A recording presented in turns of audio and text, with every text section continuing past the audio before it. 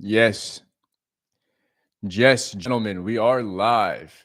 Already have a like somehow. We have 0 viewers, 1 like. Was that me? Did I like that? I don't think that was me. Well, shout out to whoever put a like on the video already. Today is Wednesday, February 12th. The time is 8:16 p.m. And today we will be discussing the more you open, the more you close. Yeah, very standard saying we've heard a lot in this space.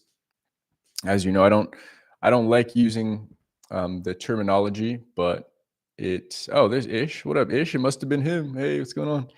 But it's very applicable here. Yeah. So what up, Mo?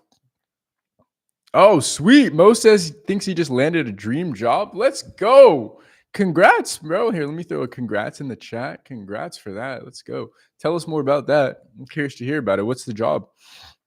All right, so we'll swap the order this time. So I'll do updates later, but for now we'll get into the topic. So as you boys know, I'm going through this software sales course. Has me reading a few books. One of the most recent books that I just finished reading is called Spin Selling, and somewhere in this book, this topic came to me. This is earlier on in the book so I texted it to myself, where he mentions that, of course, we talk about sales and cold approach being very directly translatable. The principles that apply in sales really well also apply in cold approach really well. And so one of the topics was he was saying something along the lines of, the author was saying something along the lines of, people, they tried to use aggressive closing tactics when they finally have a prospect in front of them. And a lot of the book was how people tend to think that success in sales directly relates to the most aggressive closer. Yeah, the person who, when they have the prospect in front of them, pulls out every closing tactic. He goes over the assumptive close, where he's like, "Oh, so what day should we get you started? So what should we put as your start date?" Right? The alternative close, he goes, "Would you like to use your pen or my pen to sign the contract?" Right? All of these little closes. And so on the graph, he was saying that, okay, people that at least go for the close, they do better than people that don't go for the close at all. But it was kind of a bell curve where he recognized through data, he studied all of this and compiled this into a book, that the most success comes through the discovery period of the call. Now, this is, or the meeting. Now, this is specifically for selling high ticket. This book was written for high ticket sales. So he mentions low ticket sales, a very quick transaction, like you're buying a pair of shoes for $50, doesn't take nearly as much thought. And oftentimes, the aggressive closing tactics work because, one, the buyer realizes that they'll never have to deal with you again. So even if they don't like the sleazy sales persona that you may or may not embody, they realize that, well, I buy the $50 pairs of shoes. I don't have to talk to the salesperson again. Whereas you imagine you're selling something like software, you're going to have to speak with the person that sold you the software, or at least the company, to help you integrate the software, to help you troubleshoot, to help you learn how to use it, all of this, right? So that's one. And then the second point is that he brings up, let me remember it. Hold on, it's coming to me. Is the price of the sale itself. So he mentions, even if it was a bad choice, I mean, all there is to lose when you're buying a pair of shoes is the $50, right? So even if you make a very impulsive decision that you will regret later on, well, I mean, it was just $50. So is it really a big deal? Whereas you're thinking about buying, your company is thinking about buying software that costs $250,000 a year, let's say. Well, if you try to make an impulsive buy in that scenario, once again, not only do you have to still talk to the person that maybe tried to use the sleazy tactics on you, the closing tactics, but if it's a bad purchase, you're going to look terrible in front of the CEOs, right, the C levels that signed off on the deal that you worked with for months, trying to convince them we should buy this software. This would help our company so much. You would potentially lose your job, right? For a $250,000 mistake purchase, you'd potentially get fired for something like that. So those are two prime examples that the book uses to illustrate how aggressive closing isn't always the answer. Now, I'm not going to sit here and say each of these is going to directly one-to-one translate to cold approach, but the concept itself I really liked. So I thought about this, and I thought back to my time in Poland, right? Where, don't get me wrong, I was opening like a fucking madman, right? I was going over to every girl that I found somewhat cute to practice the skill set. But I do remember in Poland, when I'd finally get the phone numbers, right? And say a couple, 5 numbers this day, 2 numbers the next day, 0 numbers the next day. When I would get the phone numbers, I would invest a lot of mental energy into these, we could call them prospects, right? Cold approach, the cute girl, right? I would invest a lot of mental energy. I'd be hanging on to each of these phone numbers thinking, oh, this is going to be the girl. Oh, this is going to be the girl. Oh, I just got her phone number. Now this is going to be the girl.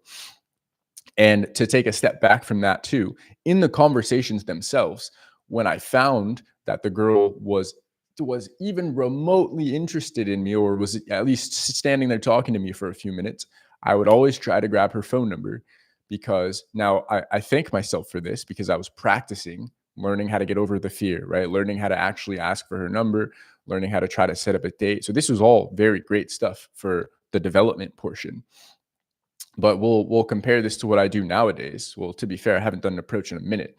But when I do go over to the girl, if I feel even like a remote trace of disinterest in the girl's attitude, in her demeanor, in her responses, I have absolutely no problem just walking away. Yeah. One, this is abundance, right? We talk about, all right, well, I don't need the girl anyways. Maybe back then in Poland, I needed the girl for my validation, right? Nowadays, I don't need the girl. I've been on enough dates. I've had enough of my experiences. Yeah, I'm doing all right. But I remember, yeah, back then it was more so, oh my God, I have a lead in front of me. I must close, must close, must close, right? You have to get the phone number, which once again, I think is a very solid strategy if you're just starting out and you're trying to build the skill set. So I guess this is more so talking to guys that like for Ish, for example. Now, obviously, you've yet to be actually properly coached, but at least you're one of the guys that are putting in a shit ton of reps, right? And so for me, I just started to realize, instead of burning the city down every time I go out, yeah, referring to trying to get every girl's phone number that I go up to that gives me a somewhat favorable reaction, instead of that, I will wait until I find the girl that is just absolutely into me from the jump, gives me good reactions from the jump, or maybe takes a little bit of time to warm up to me in conversation, but very clearly likes me, very clearly wants to go on a date with me, right? And what evidence can we use to discover if the girl actually wants to go out with you? Well, you ask her, oh, what's your schedule like? Oh, what days are you off? And she makes it very easy to plan a date, right? Taking a step back from that, when you dropped off the compliment, she was very receptive, right? She was very thankful that you were in front of her, right? Specifically, she was interested in you as well. Yeah, you're asking her questions, she's asking you questions back. Okay, that's a girl that clearly wants to talk to me, right? So I guess what I'm getting at is kind of like this spin selling book was going into, the switch from learning the skill set to abundance is huge, because when you're able to just, I kind of use the sniper analogy a lot, right? Instead of going from the shotgun, right, going up to every single girl that you see that's somewhat cute, and if she gives you any sort of reaction that's not walking straight past you and blinking you, then you're going to ask for her phone number. Great for development, but I think you will find, just like I found, a lot of those, what we could call leads, don't end up going anywhere. Yeah, um, don't actually end up we don't actually end up on a date, right? The girl, maybe she gives you a pity number. Yeah, maybe she could feel that you're like really aggressively going after the phone number, and oh my God, really aggressively going for the date. So, all this to say, I titled this "The More You Open, the More You Close." And so what I've recognized is, instead of trying to mold every single girl that seems to be remotely interested in you into the date, what I do rather than that nowadays is I just open, open, open. Yeah. I just walk over to the girl that I like. I present myself. I drop off the compliment. And then after that, I just start gauging immediately. right? It's like pretty much after I've given the girl the compliment, now it's kind of like I'm screening the girl. I'm screening the girl for if she's genuinely interested in me, or if she's going along with it to be polite, or if she feels a little uncomfortable and doesn't know how to exit the conversation. Yeah. Or if she is somewhat interested, but is also somewhat bored and is kind of like, oh, this is just something to do right now. Talk to this guy that just stopped me. And I'm just always screening during that conversation. Yeah. A lot of this is the nonverbals too, right? Is she looking around? If I'm talking to her in this conversation, is she glancing around and seeming like she wants to leave? All of those things, right? We have to take all of this into account. And I rarely ever will ask for the number from those girls. Yeah, the girls that give me any sort of any sort of indication that they're not interested. To be fair, this could mean that I'm leaving stuff on the table, right? This could mean, oh yeah, this girl actually with a little more work, right? With a few more back and forth texts would have actually liked me or would have wanted to come out on a date with me. But at this point, I'm really just not even interested in that. Yeah, I'm not even looking for that at this point. I solely am interested in the last, I mean, probably 5 to 7 date breakdowns have been with girls that off the bat liked me immediately. Yeah, you go back a few date breakdowns, you see the girl that I forgot about. We had a date and she texted me. Like that's the kind of energy I'm after, right?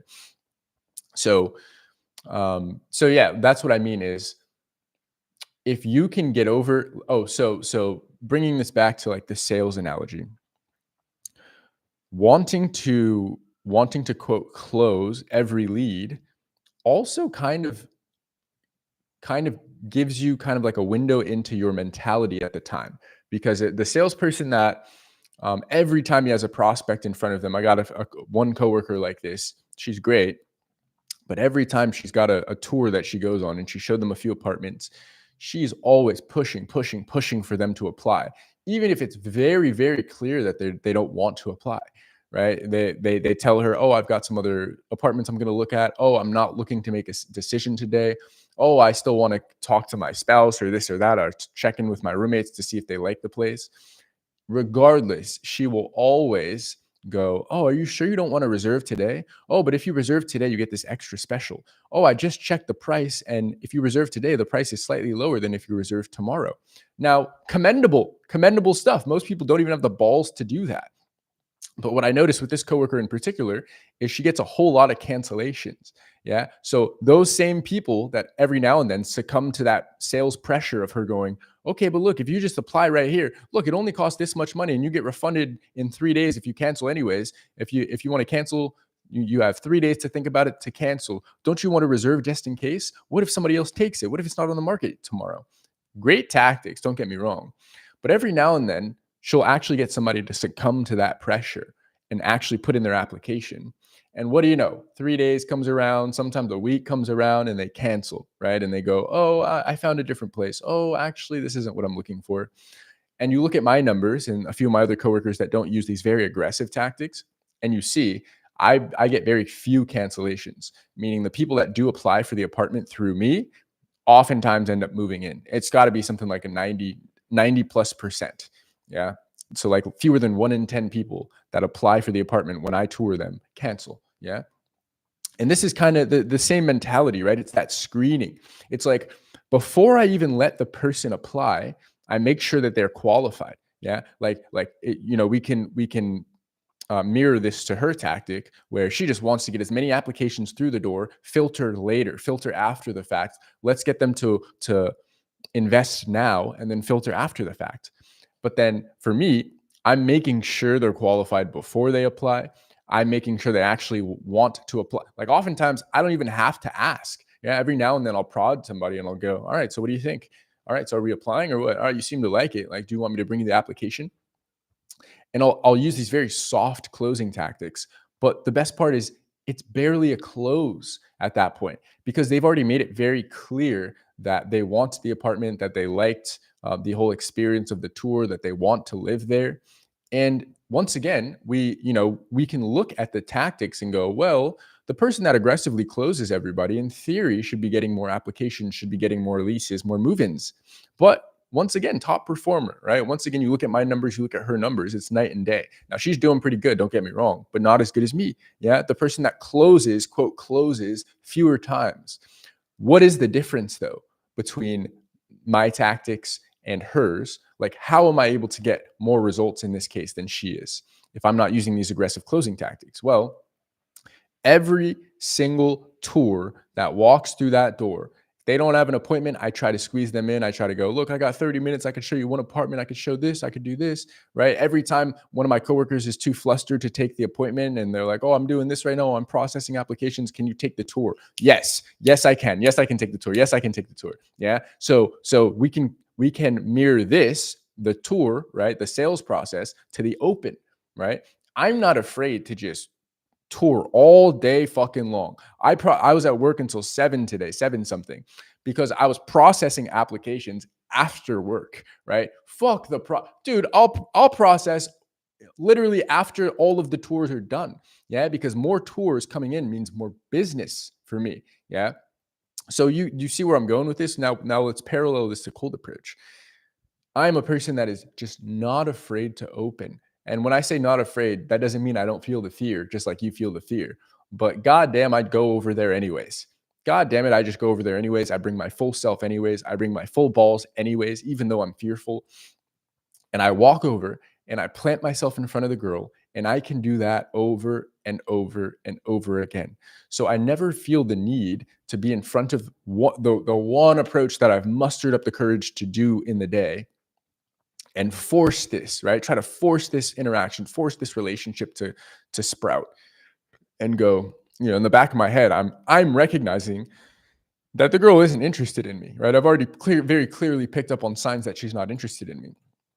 But I don't think, oh, but I took all this courage to walk over to the girl, so I might as well try my hardest to make this turn into something. Oh, I might as well get her number just because and text her just in case, because maybe she likes me, maybe she comes out on a date, right? Just like my coworker that aggressively closes and gets a lot of cancels.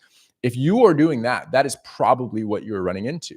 Yeah. Where if the girl is giving you any remote signs that she is attracted to you or interested in you in any way, shape, or form, and you're kind of forcing the close, forcing the phone number, forcing oh, but we should go on a date. Yeah, but I'm busy. Oh, but what about this day? Yeah, but I'm busy. Oh, but I'll take down your Instagram just in case. Oh, yeah, sure. Right. That kind of a conversation, then you, just like I did in Poland, you have probably noticed that you get a lot fewer dates out of that. Yeah, you get a lot of girls. Like I just read through Ish's post recently where he goes, yeah, the girl didn't even accept my follow request. The other girl ghosted, this and that. Fair, right? He's in the building phase of the skill set. So it only makes sense that he's just going after it. And so I really applaud that. But once you actually are starting to get results here, you start to realize that you don't actually need to force and also another part of this too is, at least for me, right? I know some of you maybe you're approaching in your college campus and that, word can get around there as well. But for me, most of my approaches that I did over this past year were in this neighborhood, the Mission District. I mean, within literally probably a 3-block radius. Yeah, that couldn't be more than 3 football fields of a radius that I was skating around and doing my approaches, going to the gym, going to the store, walking to the park, all this stuff. Majority of my approaches happen in this little radius. So I really thank myself for not trying to quote close every single girl that I approached, because for the vast majority of women that were showing me signs that they were not interested in me, not interested in talking to me, not interested in giving me their phone number, going on a date with me, when I just wish them a happy, a good day. Oh, you know what? Have a nice day. Yeah. I didn't even try to force the interaction to continue, right? Once I could tell that the girls, sometimes I'll just go, all right, you're not giving me too much, so I'm going to take that as you're not interested, but I'm still glad I came and said hi to you, and I'll skate off. Dude, I couldn't tell you how many of those sentences have come out of my mouth. I mean, seriously, where I could just feel the girl's not interested, and I literally just call it out. Hey, look, I can tell you're not. And every now and then, right, she'll backtrack and she'll go, no, I'm just nervous. No, I got a lot going on right now. And then that is the girl that ends up going out with me, right? Because I called it out. But I can't tell you how many times I have felt disinterest from the girl, and rather than trying to push forward, right, like the closing tactics we talk, oh, are you sure you don't want to reserve today? What if it's gone tomorrow? Oh, are you sure? Look, there's low risk because you can cancel in 3 days and get your money back. Yeah, rather than that, I just screened on the front end.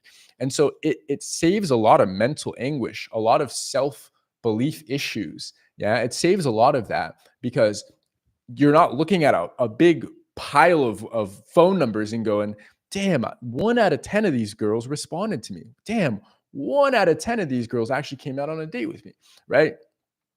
I'd rather count the rejection at the forefront, right? So instead of trying to like stroke my ego and feel as though I'm making a whole lot of progress because I'm gathering a whole lot of phone numbers and I'm gathering a whole lot of maybe girls, maybe dates, instead of that, I just drop my ego and go, if the girl's going to reject me, let it be right here, right now, right? If the person's not going to apply for the apartment, let it be right here, right now. Don't cancel on me 3 days later after I thought I had another sale and I'm already starting to count it in my next month's commission check.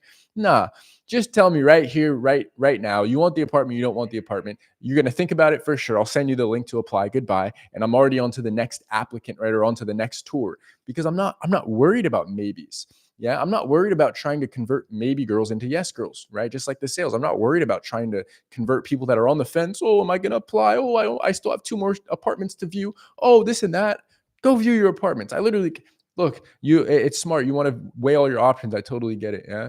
If you end up applying here, you just got to click this link and it'll already be connected to the apartment that you liked here. Otherwise, good luck with your tours. Yeah. And they're out the door. The next person's in the door and I'm giving them the same service, right? But it's like, front end filtering, I guess, is the that maybe that's a more accurate title of this video. Front end filtering is what I have found to be gold. Yeah, is taking one. I love what Joseph is doing lately on his live streams because he's saying, dude, it's not even a rejection. We're just labeling this stuff. This is just the Neil Strausses of the world, the funny nerdy guys that created this whole game space, so to say, and they attached all these names and labels to it, but whatever, we're going with the terminology, right? So I would rather feel that rejection, quote, rejection on the front end.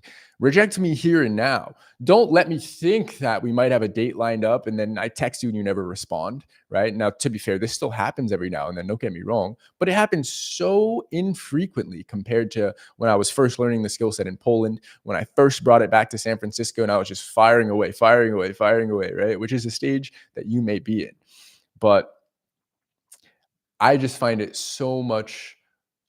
I find it so much more peaceful.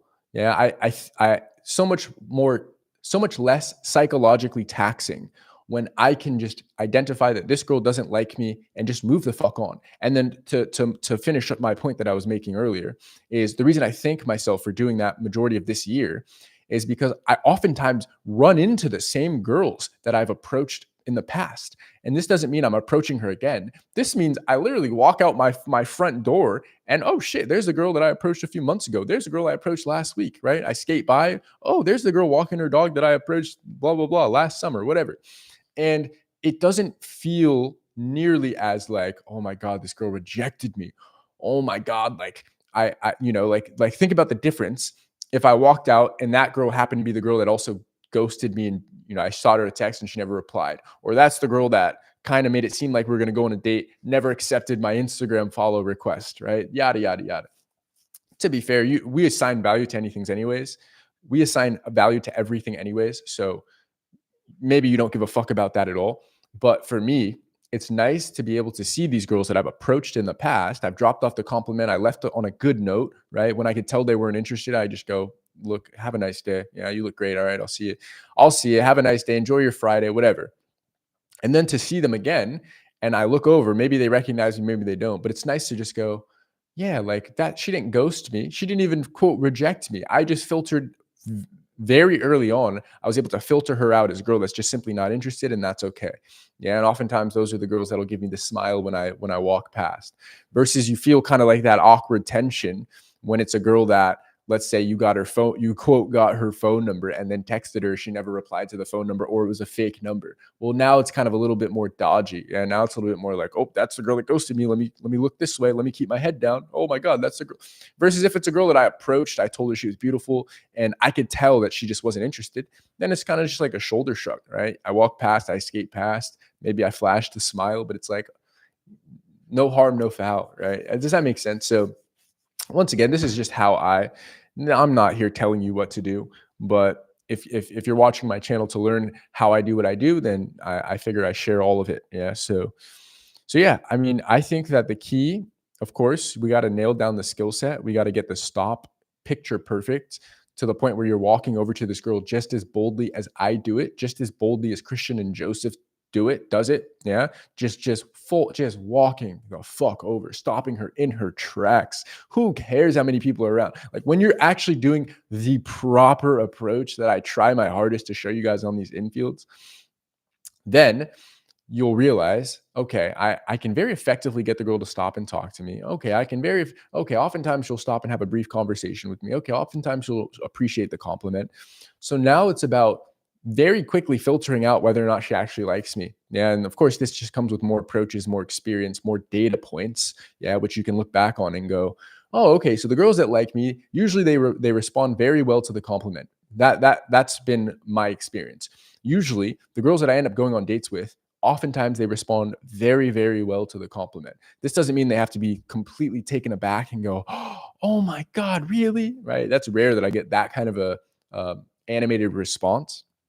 But usually it's like their tone, their demeanor, everything changes. Like I get a little head tilt from them, right? I tell them, oh my, you look so beautiful. They tilt their head, they sigh, they go, oh, that's what you were gonna say to me. Wow, that's what he came over to say to me. So that's one thing, yeah, that I've noticed. Reciprocating questions and just conversation in general. When I get very short answers from the girl, even if she gave me a very good response to the compliment, she's giving me very short answers after 5, 6 questions. And I go, okay, yeah, this girl's not interested, or she's already taken, or she's in a rush, whatever. Yeah. And then of course, when the girl makes it easy for me, that is probably that, even if she doesn't give me a super amazing reaction to the compliment, even if she's super, super talkative, when she makes herself available for me as far as her schedule, then that's a very, very clear sign. Okay, this girl really wants to see me, versus a girl that goes, actually, I'm busy for the next 2 weeks. Right. And to be fair, she really could be busy. But I've just found that even the girls that claim to be busy, when they're seeing me for the first time and they really like me, they'll just make time. Yeah, simple as that. So just throwing things at you to look for in order to use this filter of, does this girl like me? Does this girl not like me? But obviously, I mean, I can only do so much for you virtually, right? So this is why now we can transition into the updates. This is why you've seen kind of a drop off in content lately. Yeah. And no, as I said in my previous live streams, no, this does not mean I'm quitting YouTube. No, this does not mean I'm giving up on the channel. This just means that there's a lot of underneath, what's the word? Like under the surface work that's going on right now. So you see the moving boxes in the back. So I've been packing my shit up. I already moved quite a bit of my stuff over to my new spot. So I mean, it probably looks pretty normal to you. I just got my bed behind me anyways, but these closets here that you see, they were full at one point. Now they're bone dry empty. So I moved a lot of the little shit over using my truck to my new spot.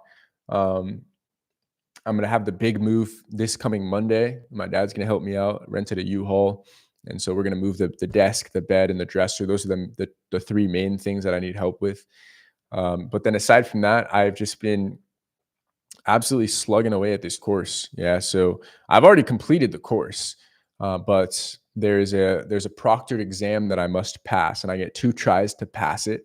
If I fail, then it's $50 every time I try again. But then the big kicker here is this software sales course that I've purchased. They are partnered with a bunch of software sales companies. Yeah, like SaaS companies who are hiring SDRs. So basically, this software sales course acts as like a feeder into these companies. And what the guy said, the creator of the course, what he said at the very last video before the practice exam was, just so you know, they can see your test results. They can see how many times you attempted the test. They can see the final score that you got. And since the test is going to be like screen recorded with a camera pointed at me while I'm doing the test, they're going to be able to watch the entire process of me taking the test. So basically what he was getting at is, you want to give this shit your all. Yeah, you want to score as high as possible on the first try and really make yourself stand out so that the hiring process is very easy. So that's what I've been doing. Once I heard that, right, I went back and started rereading one of the books that I was kind of like half reading, bullshitting through, just enough to like learn the little answers for the multiple choice stuff. But once I learned that, I'm like, oh, okay, I really gotta dial in here. Yeah. So my goal, I leave for our Entourage meetup in exactly a month. Wow, look at that. So I leave on, I think it's the 11th of March is when I fly out to our location. This is going to be like a 14-hour flight once again.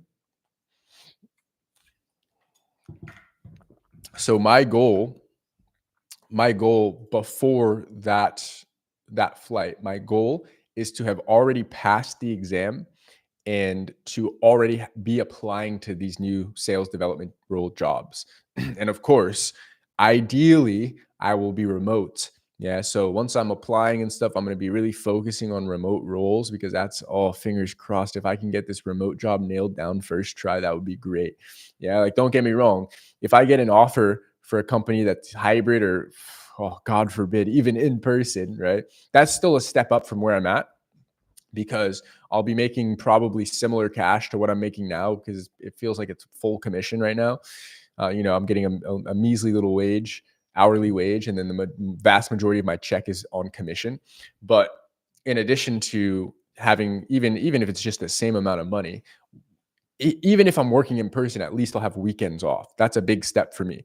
To have Saturdays and Sundays off while still making the same income means that I have more opportunities for coaching. Yeah, because I'd love to coach you boys on a Saturday or a Sunday. Hybrid would be second best, because then I get a few days remote and then a few days in the office, which means I could at least go for little half-week getaways, right? If I wanted to fly to New York for some shit, fly to Florida, let's say.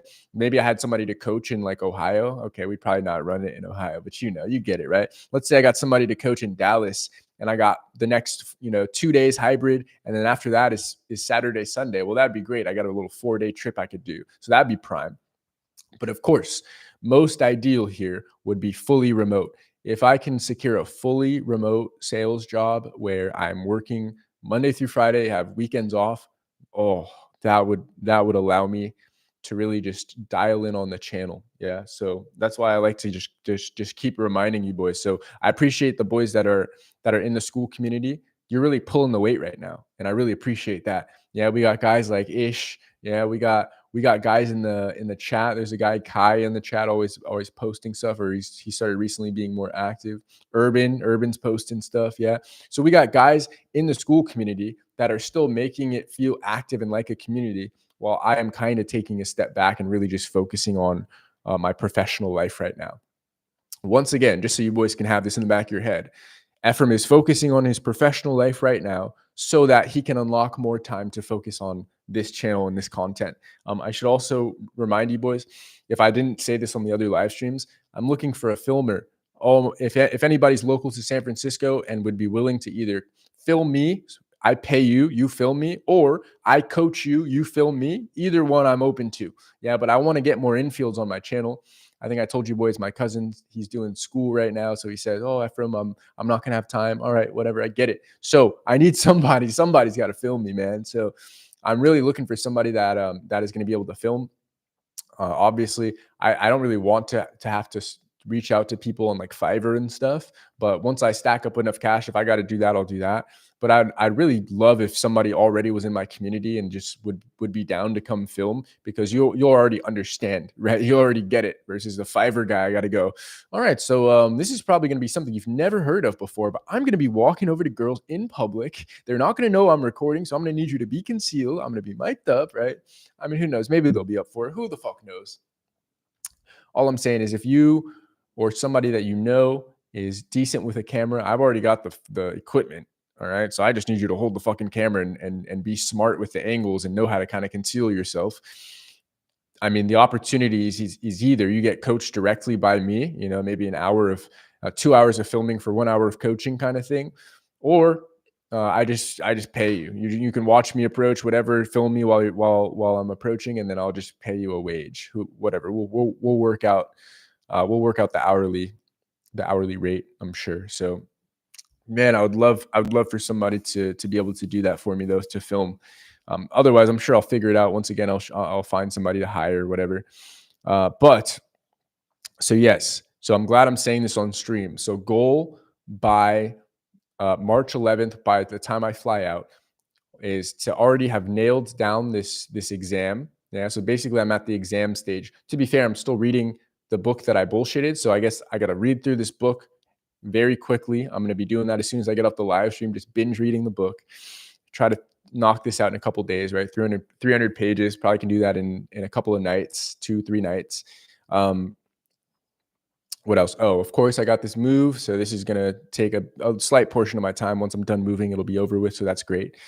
Pass the exam. So I got to go through the material that I don't have nailed down right now, really study it, probably run through the practice exam a handful of times, and then pass the exam. Ideally, first try, ideally with a super high score.